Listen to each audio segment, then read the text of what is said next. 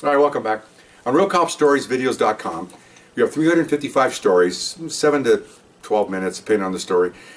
Vice, narcotics, scans, patrol, a lot of funny stuff, a lot of stupid stuff, a lot of gross stuff. Okay, 139, look that one up. That's the grossest of all of them. Pretty good. Got disclaimers, so you can take the kids out of the room. Now we're going to questions and answers. You email questions and I'll answer them. And if you want to do that, email me at rsbcopstories@gmail.com. Here's one of the questions. This is another story about conduct unbecoming an officer. Okay, it goes different levels here. It can be conduct unbecoming me doing something or somebody else doing something. And again, to back up, conduct unbecoming is, we call it CUBO. Is something you do that's not illegal or not unethical. It's just a catch-all. You yell at your neighbor, or you yell at, or you scream at your wife, F-bombs. If someone complains to the police department, they get involved and they'll come out and say, you shouldn't have done that, and they'll do a paper admonishment, because we're not supposed to be doing that sort of thing. We're supposed to be above, our conduct's supposed to be pristine. It doesn't happen because we're human beings, but they don't want, policemen off duty throwing F-bombs to their neighbor because the lawn clippings are in your driveway. You just deal with it nicely and move on, okay? This is one of those, and it's reverse. It's not me being conduct unbecoming, it's the guys that are working for me, okay? I'll explain what this means. When I became top step detective, they sent me to South Los Angeles in a division. And division had some conflict. They had 3 or 4 supervisors in as many months. They had a squad of 6 guys down there, and they weren't too happy because of the change of the supervision. One super comes in, you know how this goes if you're working. One guy comes in for a month, and then he changed everything, and he leaves. The other guy comes, he changed. So there's no consistency here. And what policemen like is things not to change. Just leave one level, tell me what I need to do, and just keep it at one level. They don't want to be doing this. And you don't want to do that, because you're dealing with what we did down there is we did search warrants every day. When you're dealing with dangerous search warrants every day, you don't want guys thinking about, administratively should be doing this. Did I do my law correctly? Is my gun really clean? Is my car? No, you don't want that. You want them to say, I'm going to save the lives of my partners and the community, and that's all I should be focused on. Okay, it's kind of corny, but it's true. Okay. Anyway, so I'm getting the cart ahead of the horse here, or behind the horse. Here's what happened. I go down there, and I don't know anybody down there. Okay, I'm top step. I've been on a job like 28 years, and so they're going to do a search warrant. Okay, and I found out we did search warrants every day down there. We did over 440 while I was down there without a single shooting. So I get down there, and so I don't know anybody. So they tell me we got a search warrant plan for tonight, and it's on the border of another city. Actually, it's in the other city next to us, like second house out of our city. It doesn't really matter because it's all the county, so we're going to do the warrant anyway. So we notify the agency if they can bring us a couple of units to help us. We're going to, battering rams, we're going to go to the front, identify ourselves, all our equipment on with our police stuff, and we're going to do the warrant. Okay, so we're briefing in their police parking lot. We got a van, my guys are in the van, I'm there with my car and everything. Remember, I'm new, I've only been there like one day. This is the second day I was there. Okay, so their supervisor roles, uniform supervisor, and some other officers. So I'm telling them what we're going to do. One of my guys gave a briefing, and I said, everybody got their assignments. Okay. So the sergeant says, can I talk to you for a second? Because he knows I'm in charge. So we go off to the side. He goes, you know about this location, right? I go, no, I don't know. He goes, we were here last weekend, like 4 days ago. He goes, and in a shooting call, and we found AR-15 casings outside on the driveway and then out in the street. Somebody was firing AR-15s in there. When we went into the house to see if anybody was okay, they were fine. We found other AR-15 casings in the house. Okay, so they were basically the neighbors said it was a running gun battle. Okay, wonderful. So I go, really? Yeah. Okay. Tell you what, Sarge, why don't you go ahead and secure your man? We're not going to do the search warrant tonight. Can you imagine? I've been there one day, and this is not the Peter principle where I'm going to decide I'm the bigger guy than anybody else. This is a supervisory decision coming up right now. Okay, and I've been around the block. I ran a squad in Vietnam, and this is not my first rodeo when it comes to danger, but I'm not going to bury an officer because we need to do a warrant. Okay, that's what my philosophy is. And my captain told me, go down there and fix that squad. They got problems down there. Morale's low and all this stuff. So he gave me carte blanche. In other words, he said, if everybody in there is effed up, tell you what we'll do. We'll kick everybody out and you'll build a new squad. That's what he gave me. Can you believe that? He gave me a blank carte blanche to do whatever I wanted to. So I thought, oh, okay, wonderful. So anyway, so now I go to my squad. There's 6 or 7 of them in a van, ready to go. Hey guys, we're not going to do a warrant. Okay, I had one guy there who was really vocal. He's the one that wrote the warrant. He goes, what? He doesn't even know me. What do you mean we're not going to do a warrant? Can you imagine talking back to a supervisor like that? And I looked at him and I said, really? And the other guys hear some grumbling. What's going on? I said, well, they had, AK-40s. They had AR-15 rounds in there. Trying to explain, logically why we're not going to do this. Well, that's a bunch of crap. We can do that. We'll just come in from the side. They're already trying to get around this. I go, hang on a second. Hold it. They all look at me.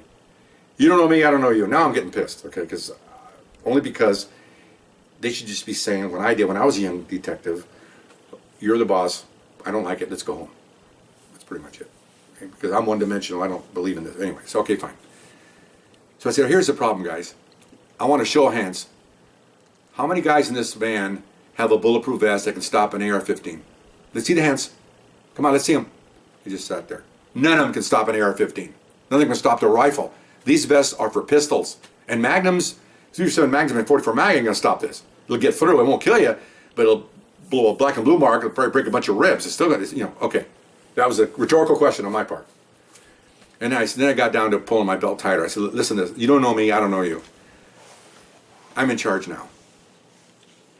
And let me tell you a story. And they're like, oh boy. I said, in Vietnam, 20% casualties was an acceptable number. Okay? I had 12 guys in my squad. That means, do the math. We can accept 2 or 3, dying or wounded.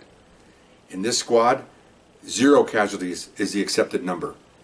I'm not going to take your wife down the church aisle in front of your coffin and give eulogy because we all had too much testosterone and we're going to do this warrant, come hell or high water, in front of AR-15s. It ain't going to happen.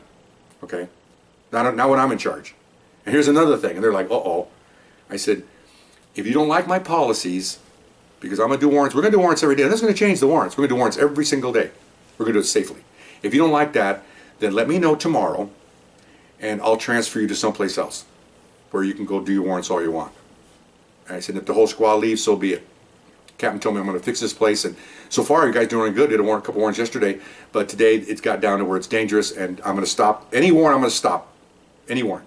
I can stop it. I'm the boss. Guys, we're only going after narcotics. We're not going after murder suspects. We're not chasing rape suspects. We're not solving the Black Dahlia murder back in the 50s. We're not solving the Kennedy assassination. It's just dope. And they do dope every single day. We have 150 houses in where we work. It's just dope. We don't do it today, we do it tomorrow. No big deal. Okay, so think about that. And tomorrow, I calmed down. Tomorrow, if you want to come in, let me know you want to talk to me. We'll go off to the side. Give me your name. We'll decide you don't want to be here. That's fine. And then I'll call the captain. And when the next day you'll be signed somewhere else. No big deal. We'll find somebody to take your place. No biggie. All right, let's go back to the station. We're done. What made me upset was the fact that they really didn't trust me in the sense that I need to make this decision. They were letting their testosterone take over and their macho-ness, and that's fine. Okay. So next day, I had a supervisor there. He was with me, of course. So we get back.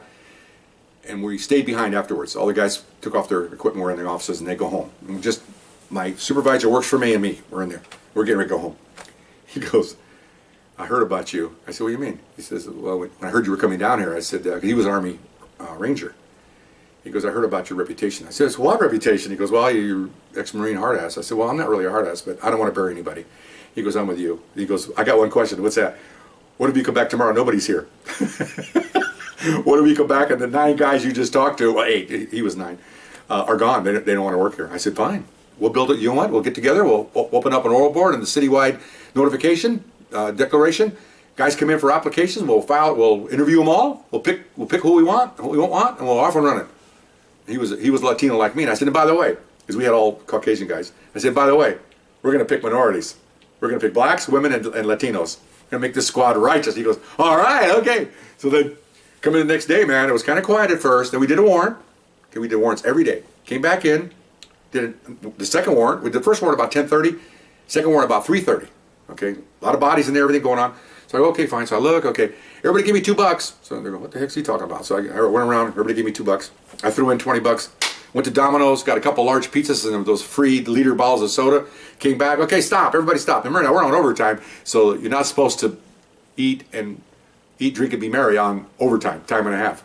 Screw that. Okay, we're going to eat. So we're on. So I mean, that's a lot of money for everybody. Okay, so I'll stop everybody. What? Never heard this before. We're going to eat. We're going to eat for 40 minutes. Go to the bathroom. Take a smoke break. And they're like, huh? Let's go. So we're eating. 8 o'clock at night, 9 o'clock at night. The meter's running. They're making money. I don't care about me. I care about them. They're the ones that put handcuffs on people. I don't. Okay. Making money, making money. 11 o'clock, we're done. Takes 6.5 hours overtime for everybody. Times, what is it, $18 an hour? Not too bad. Come back next day, did it again, did it again. Okay. The problem I have with that is that these guys, I heard that they were upset. Very hard morale was down because the other supervisor wouldn't give them a comp time day off. Like they wanted a Friday. You're not getting it for free. You have to you put in overtime, you get time back, and you put in a slip to take 8 hours off. You hand it in, you take 8 hours off your bank, and you have the day off. These other supervisors wouldn't give them a day off at all. So I'm going, because I found that out the first few days I'm there. So again, to change all this attitude about they're hostile towards supervision, and I said, hey guys, I said, from now on, if you want a day off, you get a day off. You want 2 days off, you earned it. It's comp time. You want to take a week off? Let me know. We'll get a week off. They're like, okay. 2 weeks, 3 weeks went by. My captain calls me. How's it going down there? I noticed you haven't called here saying you want to start a new squad.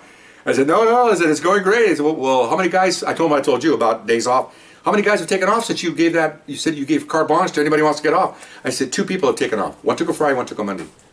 That's it? That's it. Why do you think they don't want to take any time off? I'll tell you why. They told me why. A lot of guys are first through the door with a shotgun. And they're afraid if they take a day off and hand that shotgun off to somebody else and they're over there at the beach with their kids and the next warrant we serve, there's shots fired and people get blown away, they don't want to miss that. Okay? It sounds weird, okay? But not really, because when I was a young detective, I was through that door first one with a semi-automatic shotgun. That is an ultimate e-coupon Disneyland ride, man. Okay? Through that door, first one, gut level, here we go, start shooting, okay? They don't want to miss that. I had guys that tell me, I'm not taking a day. Why not? Well, you got a warrant over here, and I heard you're going to have some gang members. I don't want to miss anything. The whole thing completely changed because their attitude changed to being combative now, then, to now they want to be part of a team. Strong. We became really strong. I told you we did over 460 warrants the time we were all together without a single shooting. One every day, sometimes twice a day, because we were good at what we did. Okay, we had Secret Santa, which they all fought me about. That's a bunch of women. Okay, really? So we did our Secret Santa. I paid for the dinner. We went to some rib place. They absolutely loved it, okay? Everybody loved it. Next June, they're asking me, are we going to do Secret Santa? They're asking me in June. Grown men, okay? We did it for 3 years in a row. They loved it. We just passed gifts. We had, we didn't drink because I'm not going to pay for booze. But we had a great time, though. A great time. Squad got really tight. And then we did it up till about 8 months before 9/11 hit, and that all changed everything. But so anyway, so it's kind of becoming in the sense of my guys, but then I think they realize that the real deal here is they're going to be able to do what they're doing, do warrants, and not get killed. Because I told them, I'm not going to bury anybody. It's not worth it. It really is not worth it. And luckily, knock on wood, didn't have to hurt. Hardly anybody got hurt. Suspects or officers, nothing. Really weird. But I love it. It's a great phenomenon. Not because of me, but because my people work for me. I just directed them a little bit differently in a different way. They did all the work. I don't put handcuffs on anybody. Anyway, so hope you enjoyed that, and we'll see you next time. Okay? Bye-bye.